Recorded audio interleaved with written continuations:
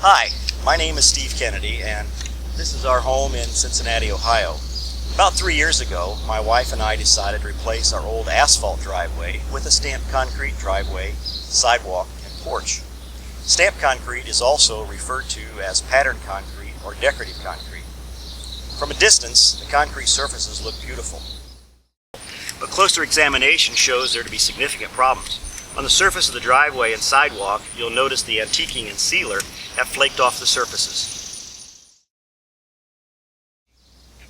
Of even greater concern is that the driveway was poured with what seems to be poor quality concrete and is each year increasingly developing more pop-outs. That's what these are. The reason for this is the concrete contains a lot of chert. You see that right here. The white center is this soft rock. Chert is the technical term for soft aggregate that retains moisture. With each freeze-thaw cycle, the pop-outs push to the surface and cause surface defects. All concrete contains some chert. American Standards of Testing Materials Specification C33 allows for this, but in my case, the amount of chert is more than typical of a good quality concrete mix. Like you, I did my research on the stamped concrete product to make sure that it was what we wanted and would not become a maintenance nightmare. I checked the Better Business Bureau, went to the Cincinnati Home-A-Rama, and talked to neighbors who had stamped concrete driveways as well to find the most reputable contractor in the area. I decided on a company called RKC Increte Systems, who had over 20 years experience. You can check out the RKC website at www.rkcincrete.com, where they state, quote, "Our experts work one-to-one with each customer to provide complete satisfaction," unquote. This assurance was instrumental in my decision to use RKC. Also, my neighbor used RKC and has had only about 10 to 12 pop-outs in the past 10 years. Before contracting, I specifically asked RKC about durability and maintenance and was told that I would only need to reseal the surface every 2 to 5 years as the glossy surface began to noticeably wear off. This information was consistent with their website and literature.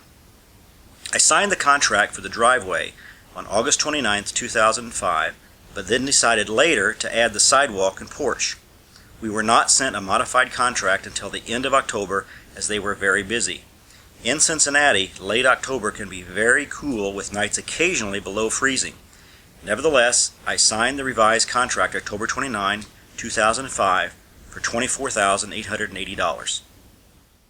Our sidewalk was poured and finished first, and it was beautiful. The driveway was poured next on November 4, and right away we had problems. The color of the driveway was significantly lighter than the sidewalk. Nevertheless, RKC eventually came out and antiqued the surface, and all seemed well. The porch was then completed, and it was very beautiful as well.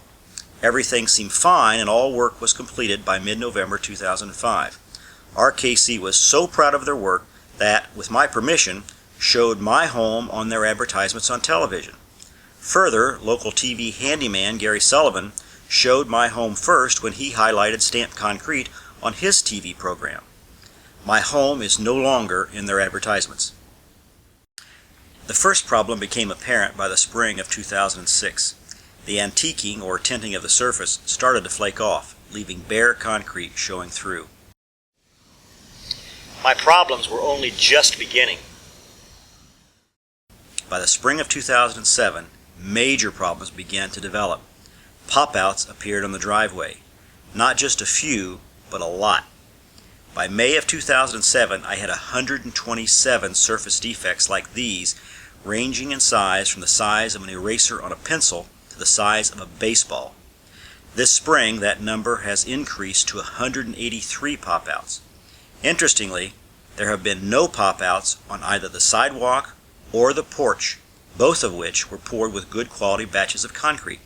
I just received bad batches of concrete from Hilltop Concrete in Cincinnati when RKC poured the driveway. Unfortunately, RKC has refused to remedy these situations, and I have been required to hire a lawyer and commence litigation against them. To avoid having the problems I have experienced, I suggest you consider the following recommendations. 1. Make certain that the work will be finished well before the first freeze in your area. 2. Stipulate in the contract the latest date the work will begin and the latest date it will be completed. 3. After you have agreed to these dates, put in a penalty of about $100 per day for delays to assure adherence to the commitment. 4. Make certain the contract clearly states the processes to be completed, and if antiqued, be certain the sealer is applied separately after the concrete is fully cured. 5. Insist the contract warranty be 2 years to cover any potential problems that may take time to develop. 6. Withhold final payment until all the work is completed to your full satisfaction. 7. Specify in the contract what constitutes a surface defect, both in terms of surface area and depth, and the age of the concrete when the defect is defined. 8. Specify how many surface defects are acceptable per each 10 square yards. My suggestion would be 1 square inch of surface defects per 10 square yards maximum after 2 years. 9. Do not agree to arbitration to settle claims, but only by lawsuit in a local court with a judge and jury. And 10. Fully document in writing any communication you have with the contractor.